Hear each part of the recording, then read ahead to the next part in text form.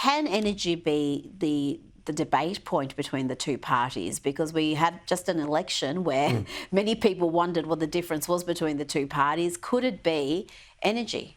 Look, Ted O'Brien, who was Susan Lee's deputy, he was the nuclear guy for the Liberal Party. But he hardly said a word about nuclear throughout the campaign. They were so terrified. Yes, it fell apart. That whole sort of notion of nuclear as an alternative really did fall by the wayside, didn't it, throughout?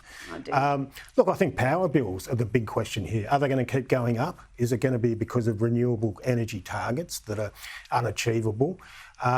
Look, the hip pocket drives a lot more in terms of voter sentiment than does saving the world, the abstraction of saving the world, I think. And certainly those power prices are really hurting people. And I think how those come down will have a huge bearing on targets and, thoughts. But that argument really, probably because we don't have a coalition government that is strong enough to make these arguments, and I've argued if they actually went to the election campaign, made it a referendum about energy policy, they would have done a lot better.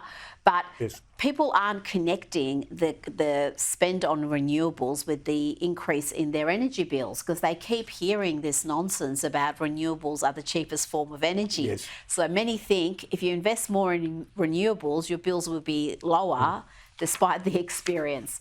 Now, today, the new Labor ministry was officially sworn into office, and Anthony Albanese has demoted factional rival Tanya Plibersek, sending her down the ladder from Environment Minister to Social Services Minister. He promoted a close ally, Senator Murray Watt, to Plibersek's former position in order to finalise Labor's so-called nature positive reforms. And we've also got a decision on the $34 billion Northwest Shelf gas project happening. Patrick, what do you make of this cabinet? It looks strong. It's people who are experienced. He's got a lot of people very loyal to him. It seems like it's going to be a very disciplined outfit. Look, Murray Watt's got some challenges walking into that environment role. He's got to make a decision on the Northwest Shelf. I think in the next few weeks. And that's a massive one. Whatever he decides on that and whatever the government goes with is going to upset a lot of people because it is so pitched, that battle. Look, it's not surprising that Tanya Plibersek was one of the big losers, if you like, of the election in an internal sense. She's been demoted. And I think, look, Albo at the moment is in a position where he can promote and demote as he sees fit. He has such a mandate given the election result. It'll be interesting to see how those ministers go. But it was all about factional wrangling and all the rest, which I find it's not necessarily merit-based, which I find disappointing. I mean, these people are very important. That you should have the best person in each of the best jobs. Well, talking about merit, there's now talk of quotas being introduced for the Liberals. Certainly, Susan Lee in the past has promoted quotas, gender quotas. It's funny to me, Patrick, we never talk about other quotas. If we really want to have a parliament that's representative of the community, you can't just stop at gender quotas. You would have to have all sorts of other categories. I mean, we've got, 1.4 million Chinese Australians. They're certainly not reflected in the parliament, and every other ethnicity and minority group. Look, I think the Liberals have a massive issue with women at the moment, putting aside quotas. I don't know any woman under the age of 40 who voted Liberal, to be honest. They did not appeal on any level. That is a big problem for the Liberal Party. But is electing through a quota system females going to... I don't think quotas are the way to go, but it did not feel like a party that represented women's best interests, especially with the work from home stuff early on in that campaign. They alienated working mums, working women in a way that really cost them deeply. So I don't think quotas are the answer. I agree with you on that. But they do need to be seen to be making moves towards appealing to women. I don't know. I think women will... will gravitate towards strong policies like men do. Maybe not in the same numbers of men, but you actually give them something to vote for, as we saw with The Voice. They will back you.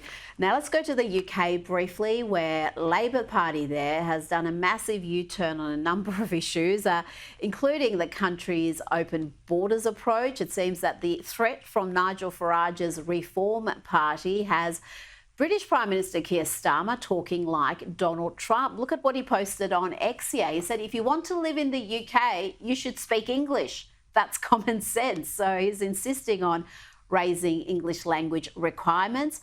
And he also posted this. He said the Tories lost control of our borders and let net migration soar to record levels, undercutting hardworking Brits. I won't stand for it. I promised to restore control and cut migration, and I'm delivering with tough new measures. British workers, I've got your back.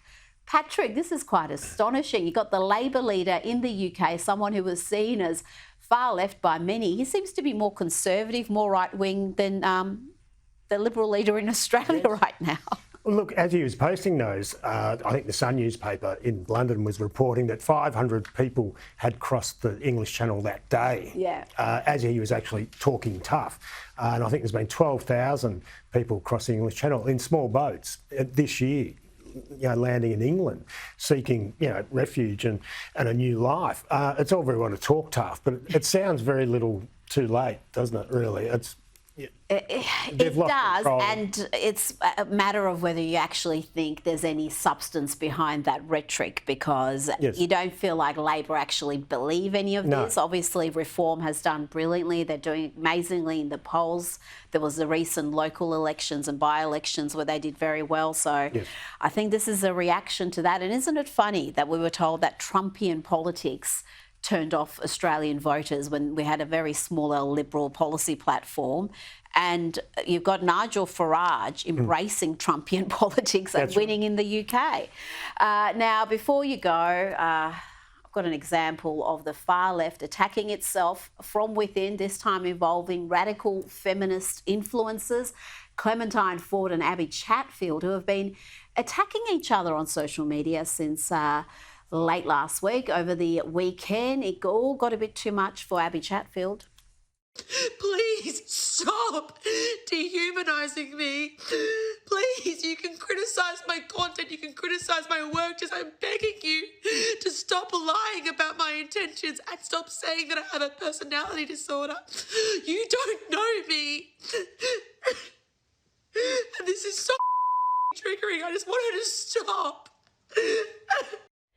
Now, the row stemmed from an article Ford wrote on her blog last week, lashing Chatfield for profiting from the performance of being politically engaged and presenting herself as a voice of feminism, political authority. She called her shallow and says she platformed genocide supporters. I think she's referring there to Abby Chatfield's interview with Anthony Albanese. Ford then took to other social media platforms to call Abby Chatfield fake, as well as selfish and egocentric. Patrick, I'll be covering this in more detail in Lefties Losing It. But what do you make of this meltdown? You've got leftist feminist versus leftist feminist. Well, you've got grandstanders colliding with grandstanders, don't you? And I mean, I think that language, platforming genocide supporters, to describe... It's a bit hyperbolic. It sort of shows you where this debate is taking place. It's all about people who are... look, it's about... They're playing the man, I would say, but that's not the right way of putting it, instead of playing the issues. Look, they're actually fighting each other. It's sort of entertaining and quite challenging for the rest of us. We look at this and what the hell are you talking about? Well, those young female voters you were talking about, that's the primary audience here. And if that's the sort of politics they're being fed, you can kind of understand their voting patterns. Patrick Carline, thanks for your time tonight.